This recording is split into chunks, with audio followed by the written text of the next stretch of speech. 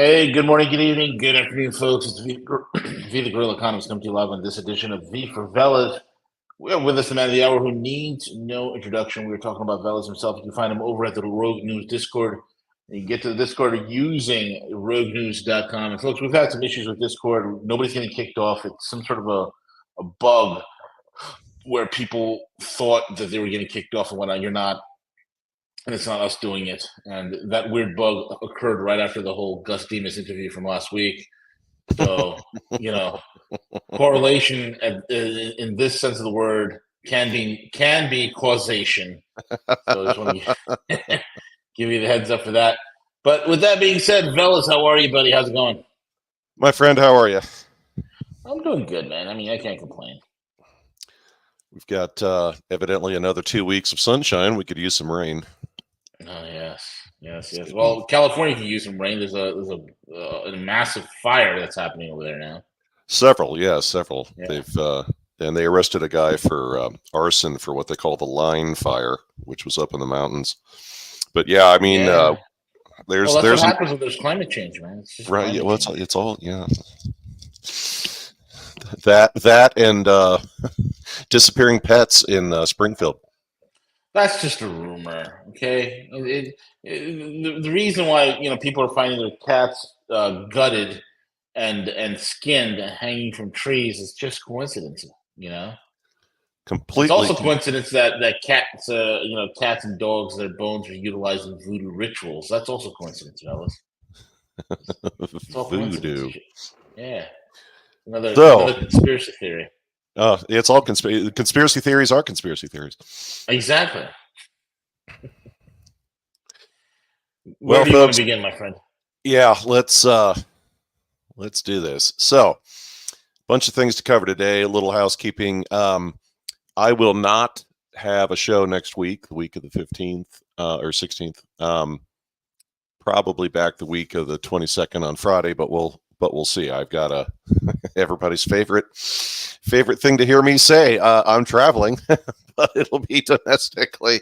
Oh God. So hopefully it won't be as bad Brace as yourself, folks. Whenever right. he says he's traveling, something bad happens in the world, and then we're like, Veles, when are you coming back?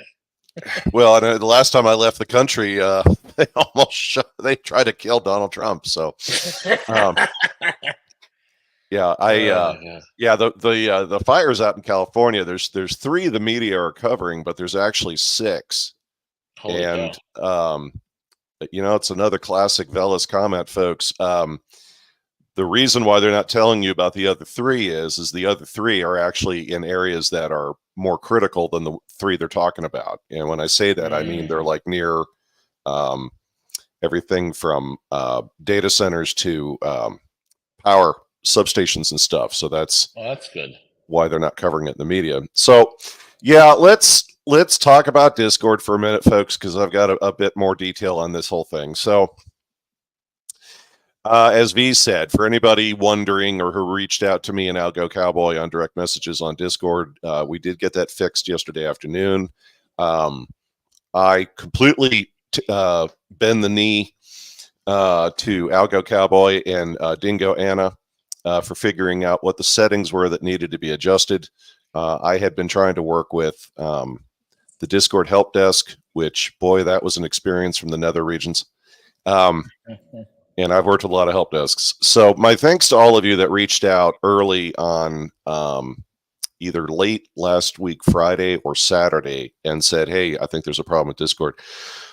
So it allowed me to start digging into this. And one of the things I've learned is, in classic postmortem fashion, as we would do in many industries I've been in, is a lot of these streaming services, if you have a paid for service, like a big one, or you've got a cloud hosting provider, you've got a 1-800 number, you've got tools that let you monitor what's going on.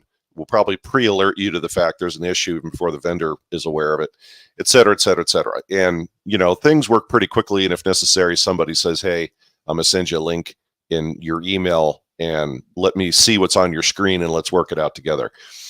But whether it's not to beat on Discord, but whether it's Discord or Gilded or some of these other chat boards that a little bit of history, that were all originally actually set up for gamers and other people in the industry to have discussions long before people started talking about, their collections of beer cans or whatever that they talk about on those pages.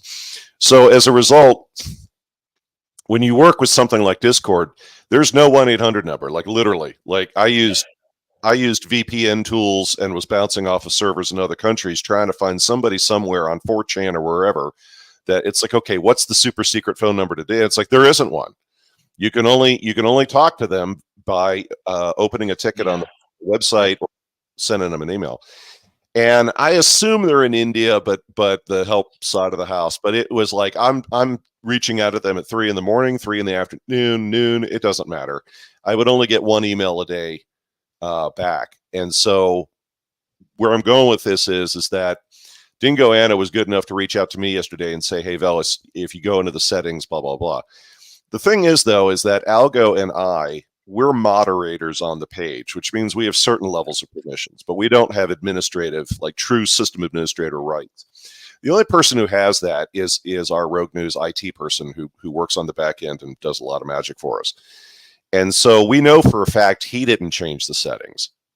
And so to what, V was talking about, somewhere somebody, and this is the God's honest truth, somewhere somebody gained access to our page and adjusted our settings and shut down the ability of all of you to either post things. Thank God that the direct message feature was still working because that allowed us to still talk to folks. But from comments I got from people, one third of you felt Gus's criticism of Zionism is what got us kicked off. Another third of you said, hey, you got to stop talking about Jack the Ripper and the global elite's religion, Veles. And then the last third of you were like, I don't care what caused it, just get it working again. But this is, in all seriousness, this is a good lesson for all of us, truly.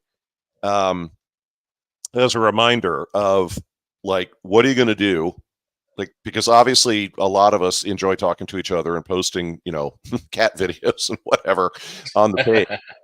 But yeah, this is a really good living experience for all of us to kind of internalize, what happens if the communication lines go down in our personal lives as well as any of you in our audience. So number one, Algo and I will now have administrative rights, and we lessons learned. We know what to look for and which settings to adjust. Because I kept trying to find what Dingo Anna was telling me and Algo to change. And it's like, I kept and I went online and it's like, well, this is how your screen should look. And it's like, but that option's not there. And then it hit me and I'm like, oh God, we're moderators. We don't have the administrative rights. That's why I'm not seeing the options that will let me set it back. So with Algo and I having the right permissions, that'll enable us should this happen again. And then the other thing is as we've talked about before, at some point, probably we're going to migrate to Telegram only. And when that happens, we'll have a brief show to kind of walk you all through for any of you that are like, oh dear God, I hate learning another tool. But it's like, we'll help you through that and to figure out how to use the different platform. But for now, Discord's back up and good to see all of you out there again. And I think one of my little calculators was telling me that there were just 65 messages were posted just last night of people jumping back in there. So, okay, cool. The size of your presence makes you a target, an old theme, but is relevant, especially with the topic I just covered. That being, when it comes to wealth or sports popularity or seniority in public corporations, media size, or other criteria, there's a point in this world where if you get too big, they're going to come for you. It's a little theatrical, but it's true. I had a buddy in my MBA program who sold 2 companies, each of them for a couple million each. And when he closed his second deal, literally the next morning, like at 9 a.m., 2 guys are standing at his door stoop and they're like, hey, how you doing? He's like, you are? And they showed him their credentials and they said, we're part of an angel investment group here in your city. And he's like, I've never even heard of you. And they're like, we know. They're like, here is a written invitation to start attending our breakfast meetings where we meet once a month, and various folks that are building startup businesses in this area of the United States. We get together and we get first dibs on deciding if any of us at these breakfast meetings want to invest in these companies long before anybody in the public ever hears that these little firms are even starting up. And, you know, he made a comment to a couple of my classmates and me when we got together for lunch, and he said, it's a little mind blowing. It's like something out of Ellis's universe. He goes, these cats just show up and are like, we know everything there is to know about you. We like your work. We like what you do. We've looked at the companies that you sold, and you've got actual talent. You know what you're doing. So here's the secret handshake in the Dakota ring. You know, you're welcome to join our breakfasts. Oh, and don't tell anybody we exist. So we've all heard the stories about how in Hollywood or with sports figures, you know, as people's careers were in the early stages, they tended to still find themselves getting screwed around with a lot, because it's like you're still on the rise and we could take this away from you at any point. There's a joke out there where there's a meme and similar that talks about you can tell the moment Tom Cruise sold out is when they fixed his teeth. Because if you look at certain movies or whatever, his teeth are kind of messed up. And then after that point, you know, they got him the veneers. And of course, no one ever talks about the price that a lot of these people had to pay, when it's like, okay, you've got wealth, power, and influence now, but you're like, we own you. And, you know, I've shared this story before that in my own life, I had a borderline argument almost break out in a men's restroom at a high-end hotel after a breakfast talk that was given by a former senior executive, a New York banking exec who used to be on my staff at a consulting practice I was running in Washington. And he had this breakfast meeting talking about practices and stuff in federal agencies and this, that, and the other. And at the meet and greet later, there's all these people standing in line who are older than me, and they're all kind of walking through their little elevator speeches of, would look forward with meeting with, no. We should get, no, that's still not right. And I'm watching them just sweat as they're trying to get their little elevator speeches down to get this guy's time later to work with him and get access to the people he knows. And I'm not practicing anything. I'm just standing there with a cup of coffee in my hand, and I walk up to him and I shook his hand, and I said in a really loud voice, friend of the groom. And he just started laughing, and he leans in and he whispers in my ear, be careful. And later that morning, I'm in the men's restroom, and two major defense contractor guys like block me from leaving the bathroom. And they're like looking at me going like, basically, who the hell do you think you are? And they start rattling off to me that they're like, we know everybody in Washington that would ever be at a meeting like this, and nobody knows who the hell you are. When I had drinks with that New York executive a couple weeks later when I was back in Washington, he just kind of nodded and said, you of all people have got to remember how jealously they guard the corridors of power in this town. And he said, you know, you got to remember, he goes, you're a scientist working for our R&D lab, spending a lot of money, and you got into that role without going through the appropriate channels in their worldview. And he said, and you're freaking people out because they're trying to understand how the hell did you get that job? They want to know who backed you into that role. And as my colleague knew, I didn't get that role because I knew somebody or had blackmail. I was simply qualified, and the guy who wanted me working there was an old hand in Washington, and he knew how to get things done behind the scenes. But I had a lot of people who kept looking into my background, and they're like trying to find out which military academy I went to, which I didn't. Were my parents really well-placed people in government or in finance or what have you? No. And the more they kept looking into my background, the madder these people got, and the more paranoid they got, because in their world, it's like there's no way he should be working where he's working, and something's going on, and it's like, wow. You all need to go in the sweat lodge for a while and calm down, because it's like you are so much creatures of your environment that something out of the ordinary happens, and because of your paranoia, you've got to assume something's going on. So Mike Moore, on his True Pundit program, every Friday, he has a gal on named Marie who's very, very good. She's a very sharp lady.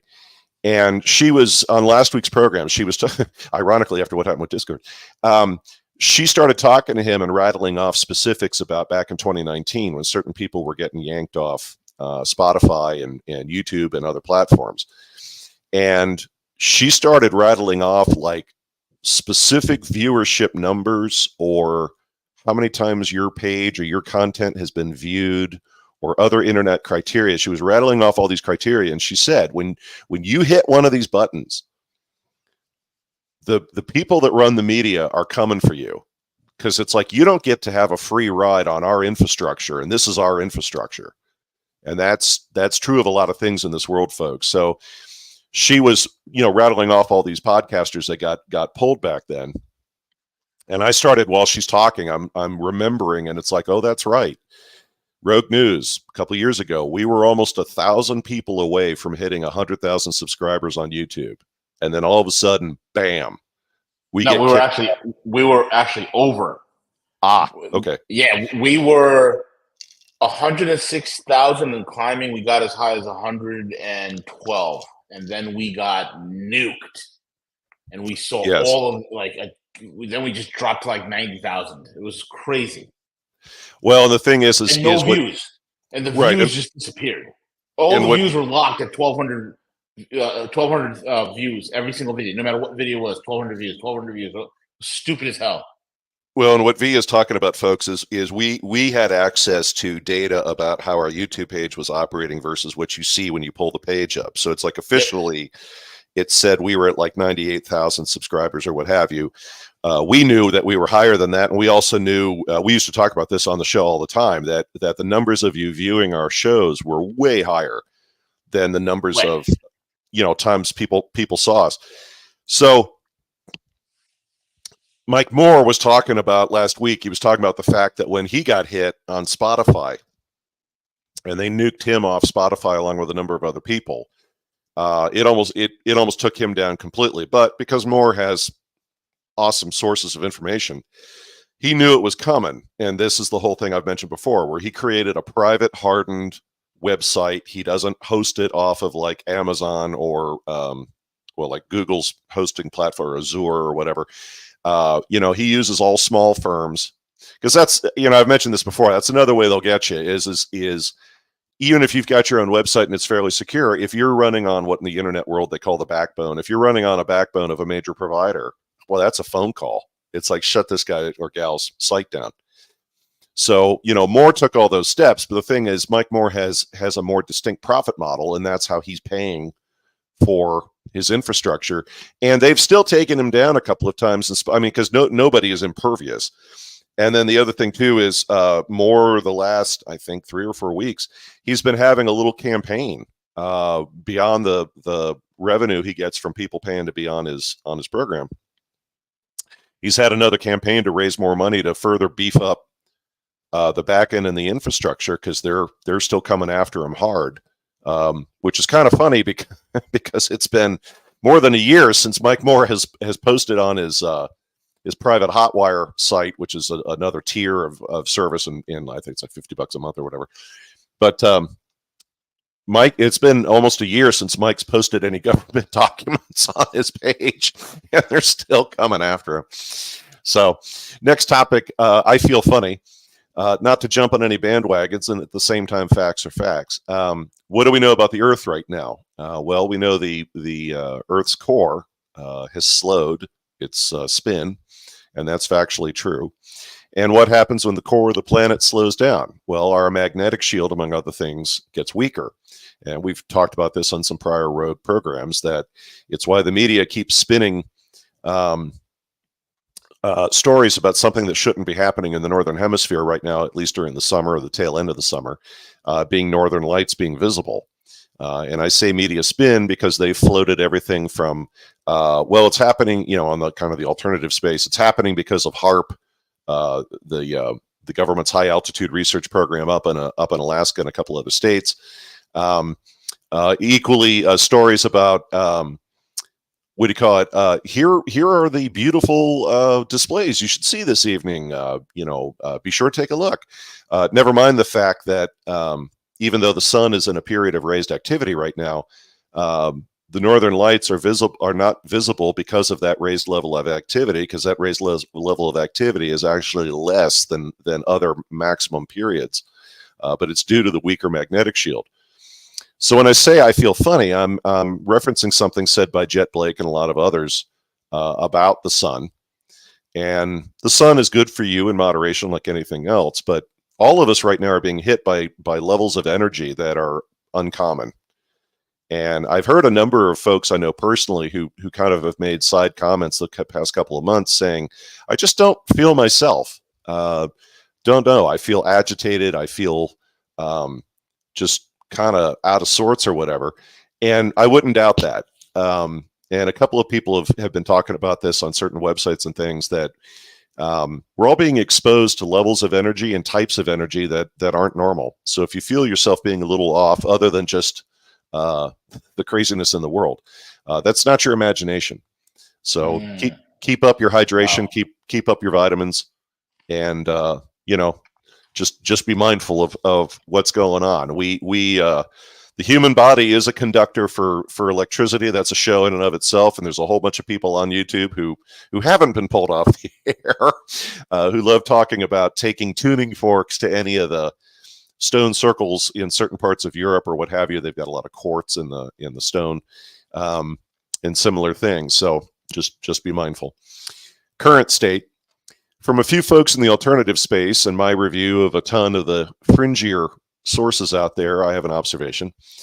With a couple of exceptions, things are rather quiet right now as far as reporting, stories, coverage of various goings on in the world, except for the sun, obviously. And of course, is the fact that certain data points are quiet indicating something big is happening? Could be. For me personally, I'm still anticipating something in the fall or very early next year. What that is, I have no idea. There's plenty of candidates. Regardless of what you see in various media, the current energy level of the U.S. election is less than exciting. Said another way, because I lived through those years, Michael Dukakis's presidential run against George Bush in 1988 was more exciting than this, and that election was a complete non-event. Also understand where I'm coming from is I'm not saying the fate of humanity is not hanging in the balance right now, because it is. But for that very reason, the Looney Tunes-like nature of this election is very uninspiring.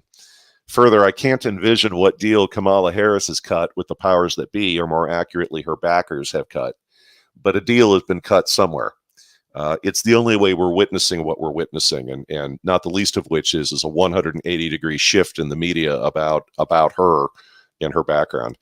In fact, in some ways, I would describe Donald Trump as the Barry Goldwater of the 21st century, for those of you who know the backstory of what occurred to Goldwater's presidential campaign. So where should we turn our attention? Well, in my opinion, the usuals, anything going on with major bank activity or central bank behavior, and recent German elections and events in that country, plus the German push for an end to the Ukraine conflict are very telling, given both of those events. Said another way, the Germans are exhausted of the whole thing and they want to move on regardless of who's holding their leash. Further, outside of the bi-weekly church burnings, France appears to be in a holding pattern. Protests over farm seizures by European governments appear to be on hold. Of course, as of this morning, there were a couple of stories that suddenly popped up on that very topic. I don't know, maybe somebody's reading my notes. And anything going on with the Bank of Japan should catch your attention, and you should keep an eye on that. Noting a piece I'm going to have on artificial intelligence in a moment. Do we have any significant technology releases in the next 12 months, whether micronuclear reactors or similar? Several of the bigger universities have a lot going on. And do we, anything going on with the sun, as I just mentioned a moment ago, is worth keeping an eye on. Equally, do we get any reports in the media about the compasses that are in your cell phone or in your car start getting screwy relative to magnetic north? Some of you may recall a piece I covered a couple of weeks ago where I said airports, the runways, when you hear pilots talking or you hear stories about airports or whatever, you'll hear like 21 left or whatever. Those runway numbers are based on magnetic north. That's where the numbering comes from. It's so that pilots, if they're flying on just instruments because like the weather's bad or whatever, they can adjust the aircraft based on readings on the dial and make sure that they're still coming in straight for a runway where they're trying to land. But in the case of South America and a couple spots on the Earth right now, they have literally been changing the numbers on the runways because magnetic north is shifting. We don't notice it as much in the northern hemisphere, but they sure as hell have been feeling it in the southern hemisphere. Do we have any stories in the media about satellites going out of timing for some reason? Because satellites also rely on both the position of the sun and other readings and things to stay in position. This is why whenever you go through, I think it's the equinoxes. When the Earth moves and the satellites are adjusting accordingly, the satellites will sometimes tend to pick up a ton of energy from the sun, and it causes their little thrusters to kick on. And so ground controllers have to move the satellites, or the birds as they call them, back to where they're supposed to be.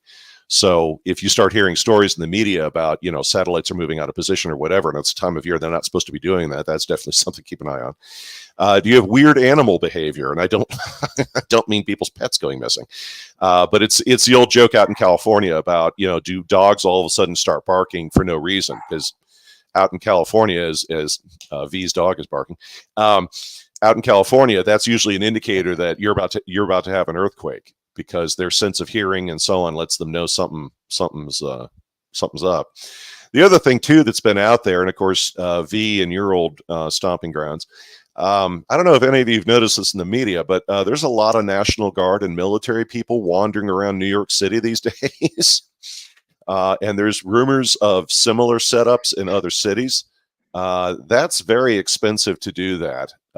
And not only that, you're tying up traffic and everything else, and those folks need places to stay and stuff while they're in the city. If you had a natural disaster or something, I could understand them being there. But a lot of folks have been asking, why the hell is the National Guard constantly going through Manhattan? It's very, very, it's totally not normal. Not since 9/11. And in the words of an old buddy of mine from Kentucky, I'm not saying anything, I'm just saying. Equally, all these supposed gangs who've been inside the U.S. for years, and let me say that again, they've been here for years, are now suddenly becoming a problem. Maybe it's just me, but how many times have global governments suckered a group into doing something to help them justify their actions they're planning on taking later?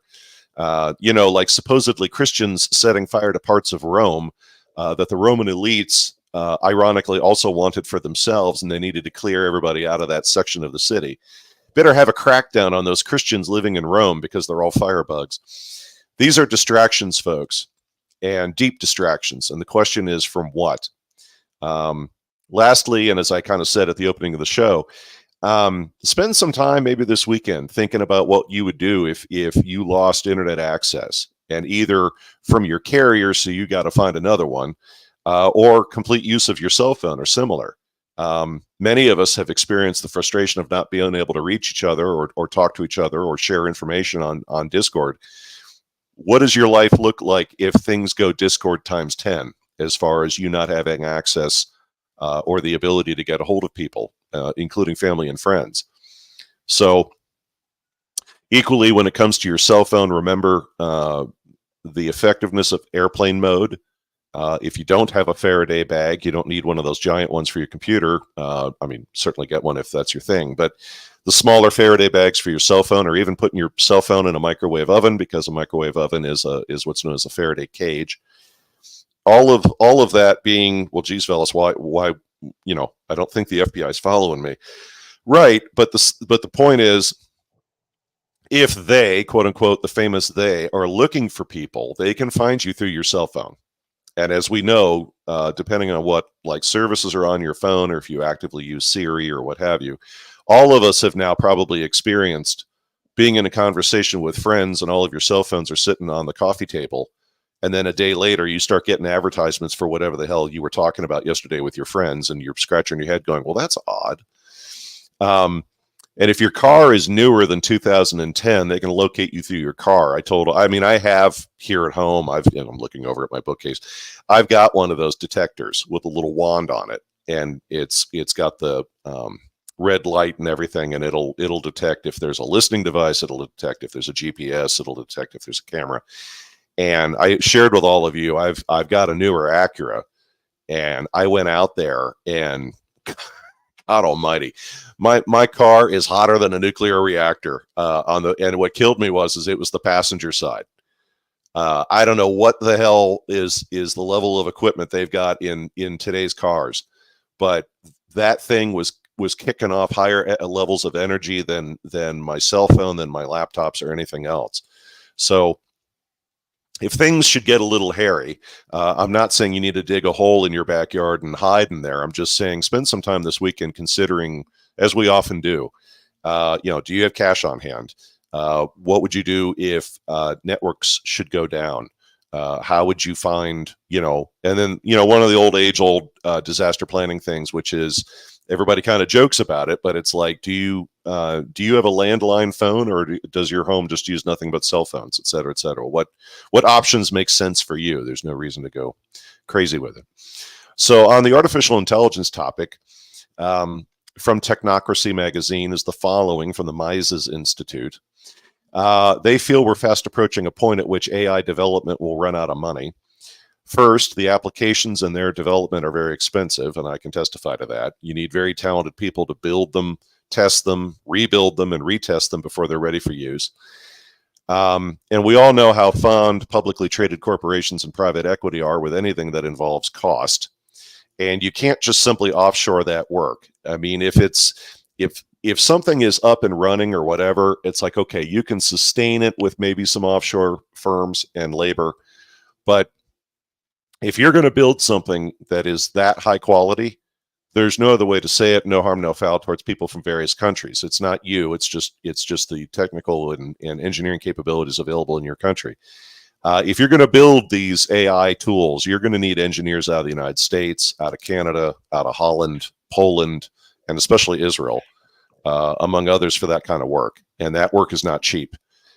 Second, there's immense and growing costs to sustaining those artificial intelligence applications, including the data centers, which we've covered often here on Rogue. The gear. Veles, how many data centers have been built and they still, months and years later, don't even have the power to even operate? Absolutely. And it's terrible.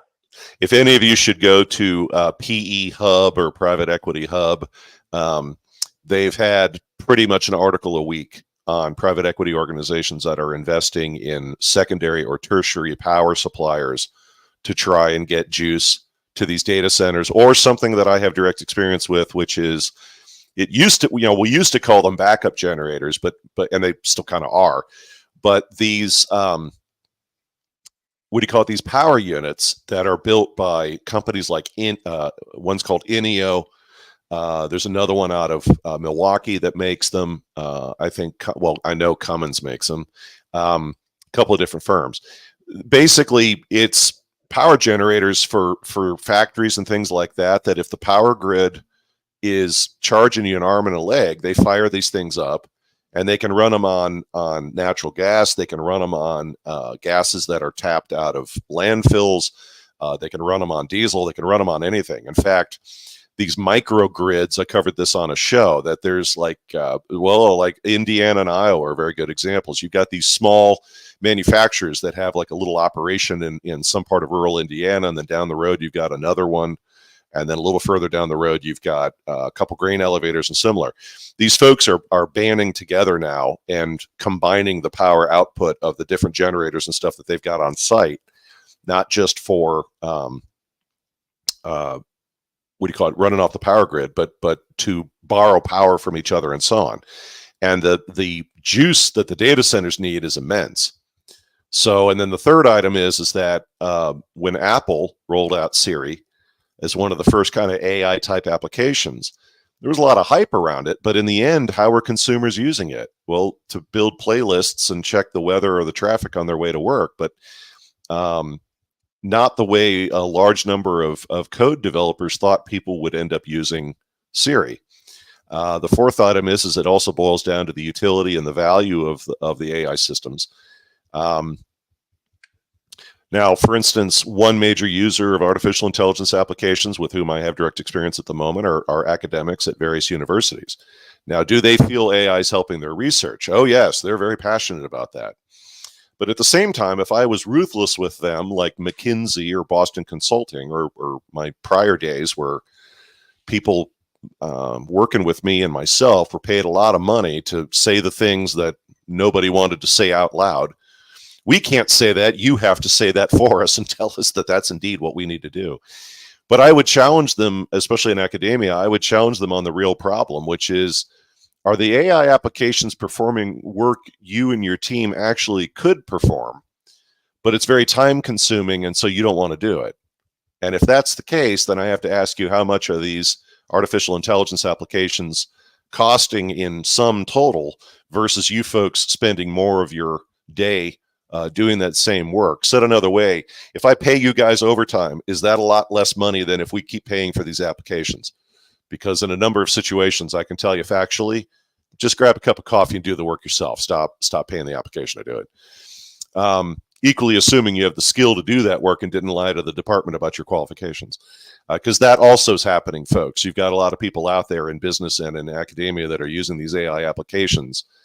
And it's like, actually, if you look at the work being performed, you're using the software to do something that you were supposed to have the skill to do anyway. It's not just it's an enhancement. It's you don't have that skill. You're using the software to do something that we hired you to do. And then there's the factor of years of easy money in technology investments.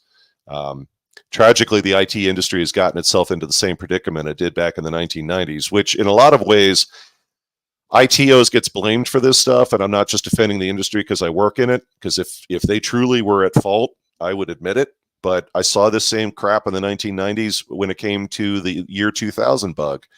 IT, like accounting or any other functional area of an organization, do what the leadership tell them to do. So I don't blame IT. I blame lazy leaders in organizations who are like, well, we've got the money, let's spend it. And of course, the other problem too is that anytime you've got something that involves technology, which in this case is artificial intelligence, people in the investment community automatically assume what has to have value. Case in point, food delivery applications on your phone. Anyone want to guess how much money that segment has lost in 2024 alone? No joke. The food delivery sector has blown $20 billion in 2024 alone without turning a profit. Now, I hate to be my pragmatic Midwestern self, but I know people who could develop a study for about $1 to $3 million on how else that money could have been spent, especially for something of national benefit like the infrastructure of this country or something else that needs repair, rather than dropping 20 large on applications so that somebody can get a Grubhub delivery to their house. And of course, why has the IT industry been spending that kind of money? Well, beyond the data in the article and from my own experience is this. You got a lot of hubris from the people involved. And the simple fact of the matter is that when it comes to the bigger IT firms and private equity, it's an oligopoly. And so they're all so big and so historically familiar with spending huge amounts of money to get things done, they all groupthink themselves into thinking AI was a sure thing. And in classic economics, because you've got an oligopoly, there's no real competition. There's nobody in the market who can challenge their thinking by saying, if Microsoft and Google and whomever else, if you're all right, then why are we blowing your doors off when it comes to this? Because they don't have really and truly, they don't have competition. And Microsoft doesn't mind losing $5 billion as long as they don't miss out on a future market in an already congested industry. We've seen Microsoft do this before, where a couple of times they were late to the game. Now, for a lot of you, it might be like, yeah, but in the end, their browser was better than their competitors. For those of you who remember Netscape and similar. Microsoft's other product it eventually was far better than whomever else was in the market first. It's like, right. But if you look at how they spend money and how they think, in their minds, they lost a ton of money by playing catch up. They'd rather be first. So the AI spend in 2025 across all sectors who use artificial intelligence, right now, the estimate is in 2025, next year, $200 billion will be spent on artificial intelligence. And estimates say that AI revenues are going to reach $1.3 trillion a year by 2030. But those estimates have already been shown to be wrong. Not the 200 billion, but the fact that the market is worth 1.3 trillion. Because if you look closely, most of these AI applications in every sector, they're losing money. So beyond the money lost and the potential repercussions should AI fizzle out without the intended benefits, the outcome is usually the same historically, and that is when it hits the reef, there'll be massive layoffs across a number of sectors. So as far as your investments and things are concerned, you might be wary of anything that's a pure AI play.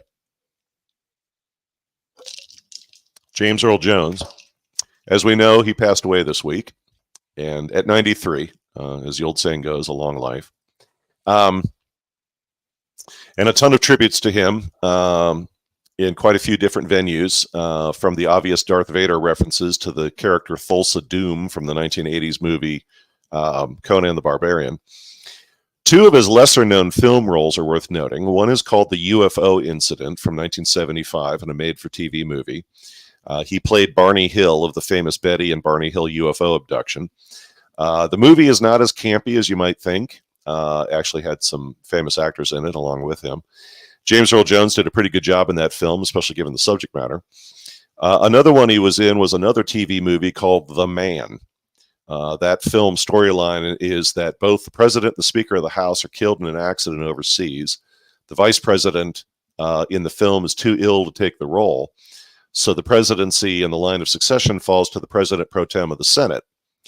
So it's a 1972 film about how an African American becomes a president of the United States. The screenplay was written by none other than Rod Serling of Twilight Zone fame, and as I said, it's got a number of famous actors in there as well. And again, contrary to what you might believe, the film isn't half bad. It highlighted a number of challenges such a leader would have in the 1970s, given the passions on all sides of the political spectrum. And of course, one of my favorite films that James Earl Jones appeared in, which was, I think, one of the first films he ever did, was Dr. Strangelove, Kubrick's film, where he was aboard the bomber with Slim Pickens. We have every assurance. Things in Ohio with the Intel Corporation have gotten so dicey the governor had to make a public statement recently. Just a refresher, with all the chaos in the computer processor or chip market right now, both Intel and NVIDIA are fighting some serious headwinds. Not sure about NVIDIA's statement on Wednesday of this week that it was either true or appropriate when they said that all the complaints about NVIDIA are due to the fact that they have such huge market demand for their products that it's causing delays in delivery, and that's what all the criticism is about. When it comes to Intel, there's a lot of scary chatter in the financial sector about Intel needing huge lines of funding. Governor Mike DeWine of Ohio made a statement on Friday, September 6th, saying there's no reason to believe Intel will not go forward with their $20 billion chip manufacturing plant. This is on the heels of a 15% layoff of Intel's workforce and a loss in the second quarter of $1.6 billion. Construction of the chip plant in an area called New Albany, which is a suburb outside the state capital of Columbus, continues. In parallels with those details, and something that V mentioned a little while ago, and I was talking about as well, is that AEP, which is the main utility in that part of Ohio, is building a $95 million substation to supply the additional power the plant is going to require. Reporters asked Governor DeWine what the state's contingencies are should the planned manufacturing facility fall apart, as it has already had a massive financial cost to Ohio. The governor said, now's not the time to start speculating about the plant's future. Not to mention, it's not just Ohio subsidies, but also the U.S. government who's put up $20 billion of your taxpayer dollars to fund Intel plants and operations, not just in Ohio, but also Arizona, New Mexico, and Oregon. Just a bit of refresh on this whole thing and some commentary. New Albany, Ohio is the home of Les Wexner of Victoria's Secret and Limited fame, the same guy that was funding Jeff Epstein. If you think the chip plant by an Israeli company being built literally in the suburb of a guy on the payroll of that country's intelligence agencies just happened, I've got a bridge I want to sell you. Les and his wife also lead a private equity group called the Mega Group, a private equity organization who's been operating for decades with senior members of that group, including the good people from the Bronfman family who owns Seagram's. It was Claire Bronfman, the family member who was funding and involved in the Nexium cult, which we now know is an intelligence operation. She was released earlier this year from her prison sentence, I think in June, quietly into monitored release.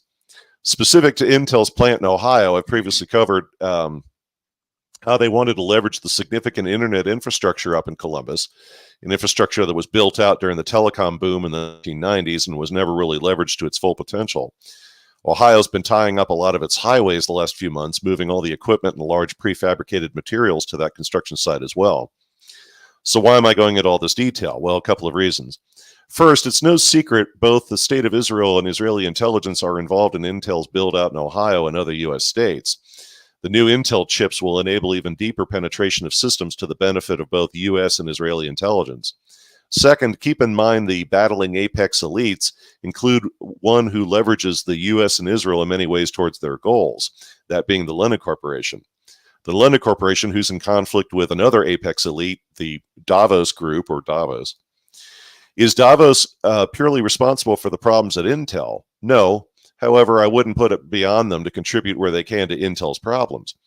Equally, what's occurring in certain U.S. states relative to key businesses is like what I saw in South America. If certain corporations or industries find themselves in trouble in certain South American countries, you can bring the whole country to its knees.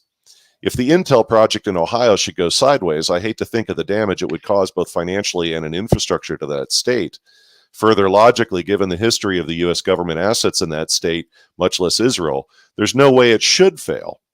The fact it's already in this much trouble, from my perspective at least, means powerful players' influence isn't what it used to be. Even though all the appropriate media assets controlled by the U.S. and Israel keep stating everything is fine, I keep getting flashbacks to the end of the movie Animal House during the riot in the town where Kevin Bacon's character is standing in front of the oncoming crowd repeating, "Remain calm, all is well," right before they run over him. I went back to Ohio, noting the lyrics from the lead singer of the band The Pretenders, who is from that state. The other thing Ohio's Governor Mike DeWine did this week was earmark $2.5 million in state funds to help the city of Springfield manage the surge of Haitian migrants. This will include funding for school health clinics for all the Haitian kids now in the schools, job and family service organizations support for translators, classes to teach English to that community, and money for schools to help them manage the surge in kids from Haiti. DeWine also used this as an opportunity to sell his being governor of the state because Ohio is responding to the problem. He also went on to note there's no federal programs in place to manage these migrant surges throughout the United States, nor has he been told any are forthcoming from the U.S. government. So, what's wrong with everything I just said?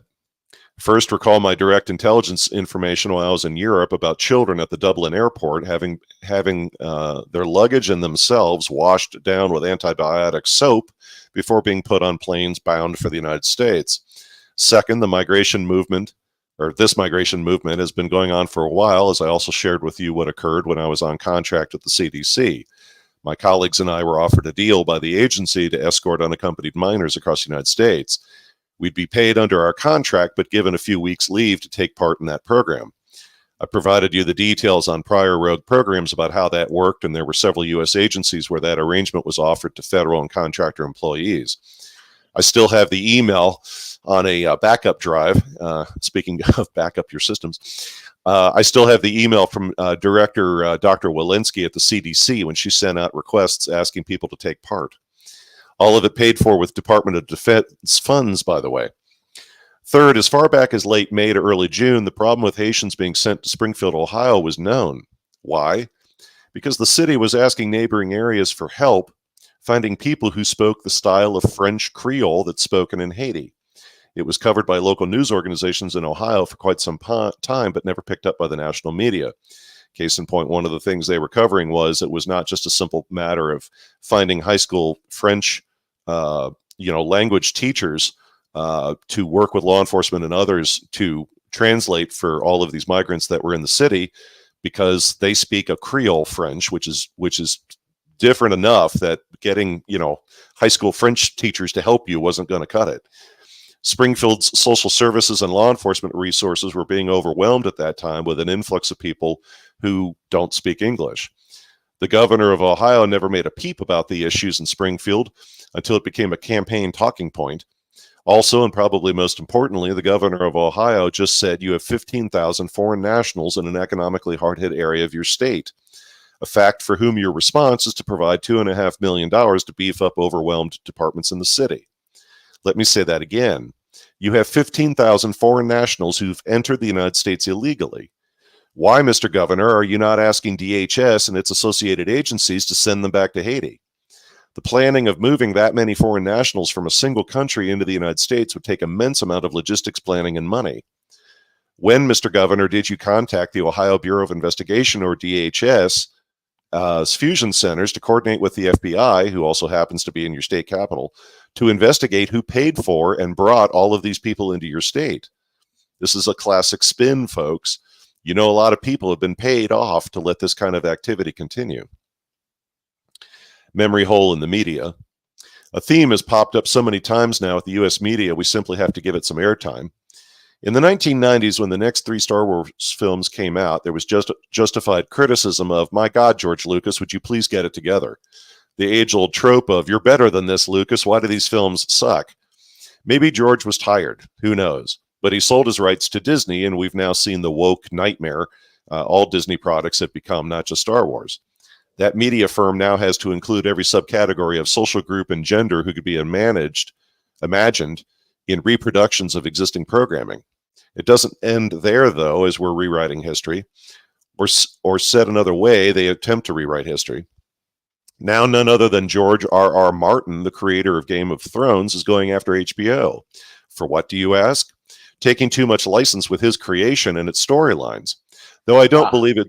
Yes, I don't believe it's due to any concerns over woke ideologies, at least not yet, but they've taken his creation and done things with it he doesn't like. This has occurred before when book authors find the movie interpretation of their book goes, shall we say, off script.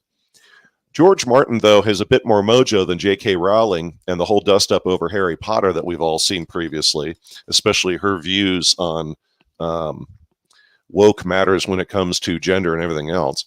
This could really cause HBO a black eye. To paraphrase the lyrics from the band Tool, I certainly hope so. We've reached a point in time where the only thing the entertainment industry knows how to do, with some exceptions, is remake what's already been done several times already. Please, God, don't let them remake Citizen Kane. You have been Ukrained.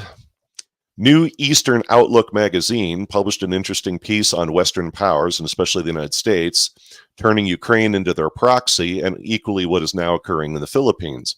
Namely, there are many parallels between the two. If you'll recall some stories I've covered the last few months, we have a lot of military coordination and joint exercises taking place between the Philippines and U.S. allies in Asia, including Japan and South Korea. I noted recently what I felt would be the social shock to older segments of the population in the Philippines upon seeing Japanese military personnel walking the streets again, something who hasn't occurred since the 1940s. Specifically, Japanese military forces are now literally on site in the Philippines as part of joint exercises and military personnel exchanges. The article I read pointed to a massive U.S. media campaign in the Philippines to keep them in the U.S. orbit to the tune of hundreds of millions of dollars a year. The article argued there's a middle path for the Philippines in both an appropriate defense posture while still supporting trade with China. The article is written from a Chinese media standpoint, in my opinion, and at the same time, the analogy of the Philippines being Ukrained is worth some thought. Mississippi River. After a moderate summer, the late summer to early fall has turned very dry in the Midwest. As a result, the water levels in the Mississippi and its tributaries have dropped. This has impacted river barge traffic considerably. Costs to move cargo have jumped 20% in 1 week, and during a period when farm harvests will need those rivers to move cargo. This has also coincided with Canadian rail problems. Is the whole thing reaching crisis levels? Not at this point. Further, the Mississippi River right now, even though it's low, is still higher than it was this time last year. Given the fact no rain is expected regionally for weeks, this could get worse, and it's worth bringing to everybody's attention. The last item for today is the book Raven Rock by Garrett M. Graff. His book focused on the history and operation of what's known as continuity of government, or COG. It's one of the few books out there, or sources I know out there, that actually speak in depth about the U.S. government's continuity planning. The book also has excellent footnoting, and the index is very extensive. The author went to great pains as well, which was a good move on his part, to identify countless reporters and researchers who over the years have tried to piece together the history of how the United States developed its continuity of government planning and what went into it. It's also important to note when it comes to a book like this, how easy it is to criticize the government, who often screws things up anyway. Even large corporations can have the same problems, who, despite their profit motive, also suffer from bureaucracy and infighting among leaders. we equally need to remember how vast the U.S. government has become, especially since the end of World War II.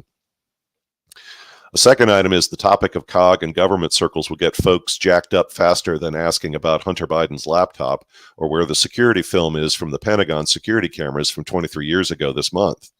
The irony, though, being all senior government officials know how important COG is. They also know how secretive and national security spooky it is. Then the big one. You've got people in government who think they know what continuity of government is, or may have even been debriefed and have a little card in their wallet that they're supposed to use in an emergency. Even those people don't understand the whole story, especially its history.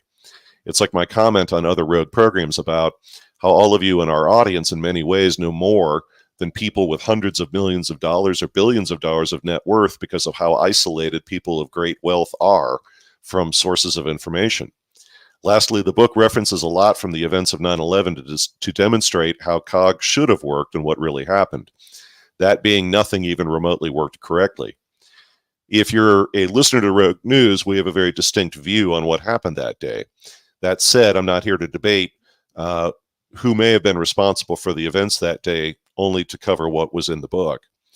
One of the things about this book who struck me was the importance of the history he lays out regarding how COG was originally stood up and how it evolved and what it may be today. I say it often on Rogue about the history prior to contemporary events, as if you try to understand those things solely based on what you see today, you're going to miss the point. Equally, continuity of government was intended to be what it was intended to be versus what it is today is murky.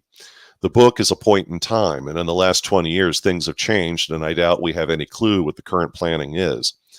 The book brought back a lot of terminology I've not seen since my days working for the Department of Defense, including things like the term COOP, C-O-O-P, who stands for Continuity of Operations Planning, which is a bit different, as you might imagine, in the defense world than it is for companies or large medical groups or universities.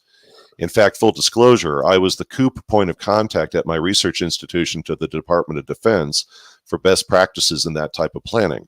That means Veles didn't sit in meetings and listen to whether or not we have enough toilet paper. It means either I wrote or read white papers and related on this kind of planning, among many other things in the early 2000s.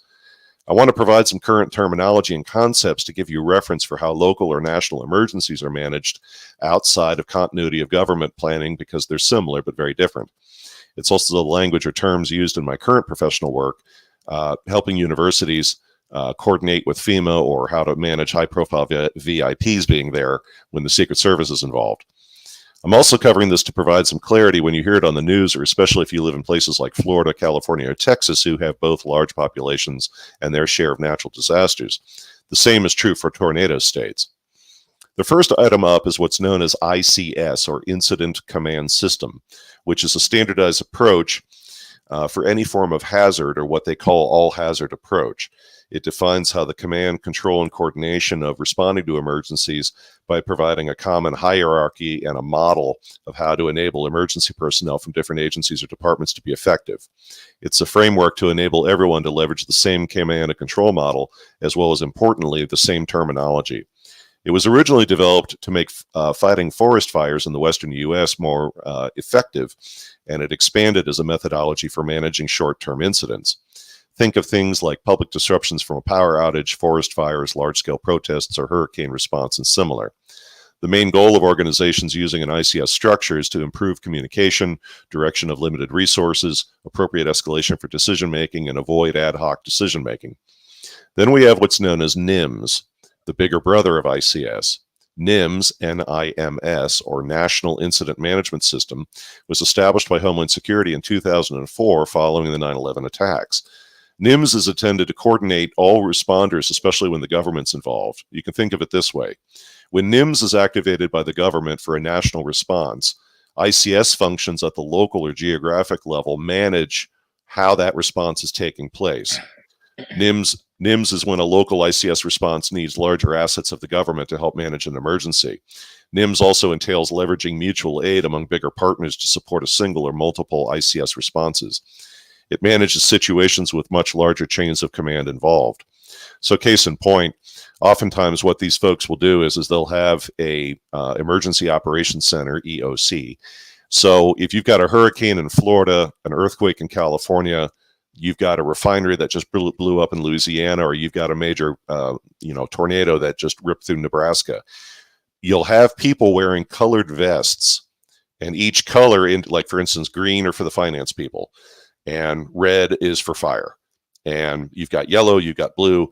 But if you took somebody responding to a hurricane from Florida and you suddenly drop them into Nebraska responding to a tornado, they will know what to do because the model's the same. They go and sign in, they grab their paperwork, they put on the appropriate colored vest, they sit down, and they're ready to go. The meetings are all conducted the same way. The information is done the same way. And I've seen it in action. It's a very effective method to use.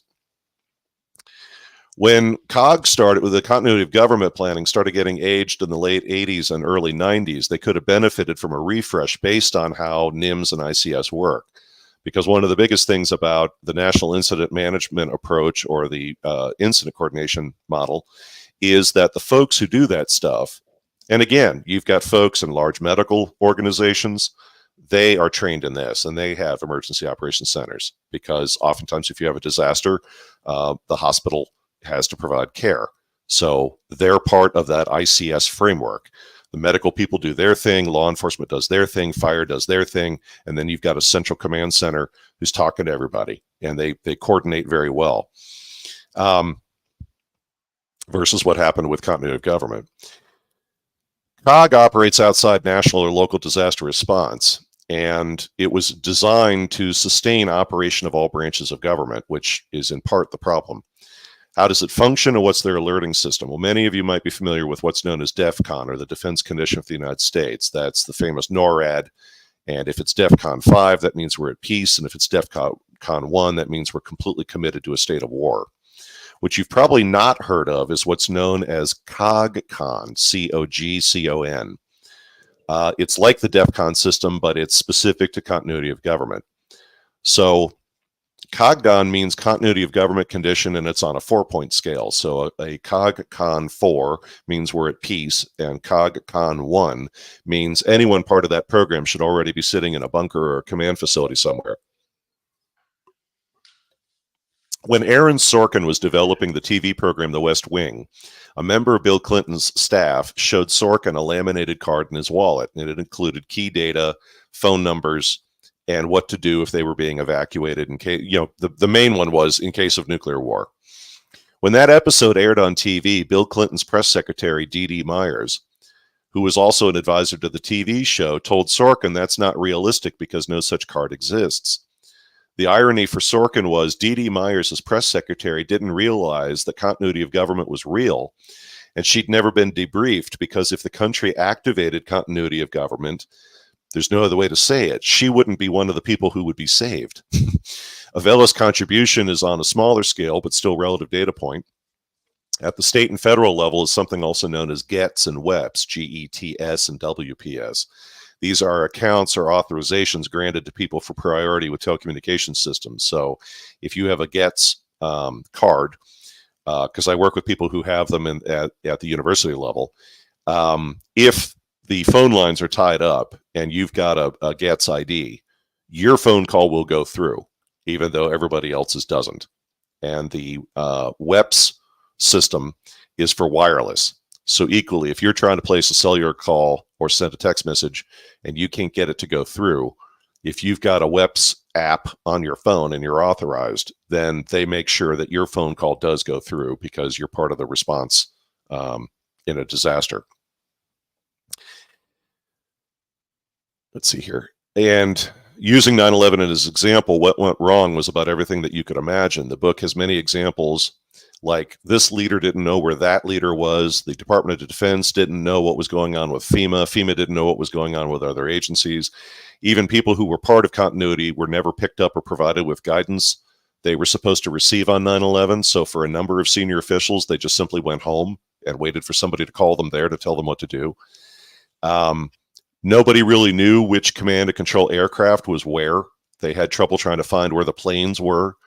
A story that's come out several times is that even when George Bush was on Air Force One, only in that kind of an emergency did they realize how limited the communications capability was on the plane.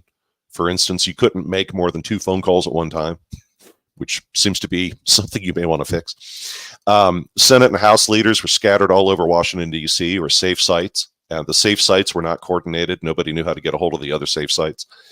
One of my personal favorites was in several command centers in Washington, D.C., they had to move people out of the safe site or to other locations, or, my personal favorite, they had them working in shifts where you could only be in the safe facility for an hour or two, and then you had to go outside. The reason? Because the facilities were never designed to handle so many people to be operating from those locations. So as a result, the carbon dioxide levels kept getting too high in the underground secured facilities. The good thing was those centers at least had sensors detecting if there was too much carbon dioxide in the air. If the continuity of government plan had worked, or as I'll explain in a moment, had worked in parallel with other plans, there would have been so many people in those command centers. The point of continuity of government was to maintain some form of government, enough of the government surviving a nuclear attack or major national event. That was how it was developed. No disrespect to the entirety of elected officials, but we don't need all of you. We just need some of you. And for continuity of government situation, depending on who you talk to, that's about 5 to 10% of the government, if that. The other thing was the realization that continuity of government should have been designed to handle more than just simply a nuclear war or nuclear conflict situation. By the 1990s, there was a realization that the approach might be needed for everything from an EMP attack or a solar storm or a massive cyber event or similar. Granted, those weren't things that were in people's minds in the 1950s or 60s when it was first stood up, but the point is the program aged and it was never kept current. COG is not a traditional emergency management operation who leverages what I mentioned before about ICS and NIMS. Or said another way, where is the National Emergency Operations Center or centers where everybody goes to manage an emergency, who is separate and in parallel with continuity of government? On 9/11, people were expecting COG to do what an emergency operations center should do. And EOC is normally the command center for ICS or NIMS types operations. Continuity of government planning mistakenly approached the government continuity as simply relocating everybody someplace else. Yet how they were supposed to get there, especially function once they were at those locations, was a lot fuzzier. The one comment I kept picking up over and over in the book was in many secure locations where people went on 9/11, the one thing that was always available in those centers was coffee and cookies, because those facilities always made sure to keep those two things in storage. The book offers many examples of people desperate to find out where their colleagues were or immediate status of the nation, but they couldn't. As a result, they kept referring back to the fact that everybody just kept sitting around eating all the cookies and making more coffee. Post 9/11, several studies were developed on how to learn from what went wrong. In my mind, predictably, they went back to military practicality from planning during World War II up through the 60s, namely decentralize and improvise. Said more bluntly, there was a confrontation with the DC bureaucracy over two main areas. The prior insistence on most of government being migrated out of Washington to another location was addressed. Namely, what is the minimally viable level of leadership we need? Second was an honest assessment of the degree of bureaucracy was getting in the way. I found this ironic because of a little-known fact from U.S. history. During President Eisenhower's administration in the 1950s and post-World War II, he and others embarked on revising U.S. thinking on several levels. Being a man from not just military background, but also... Hey, Veles? Yeah. Yeah, we have to wrap this up. Sorry, brother. I will finish up this section on another show, folks. I know where I left off. Very well. Folks, we've got Tim Kirby coming up next. Tim Kirby and Timur. Timur is also a top Russian lawyer. These guys are going to be on. They're going to be talking about all things Russia, all things geopolitical, geostrategic, geoeconomic, what's happening in Eurasia, the latest from the Ukraine front. He's coming up right next. So, Veles, thank you so much for being on, buddy. Appreciate it. Folks, keep it locked and loaded right here. We're over and out. Tim Kirby coming up next right now. Cheers.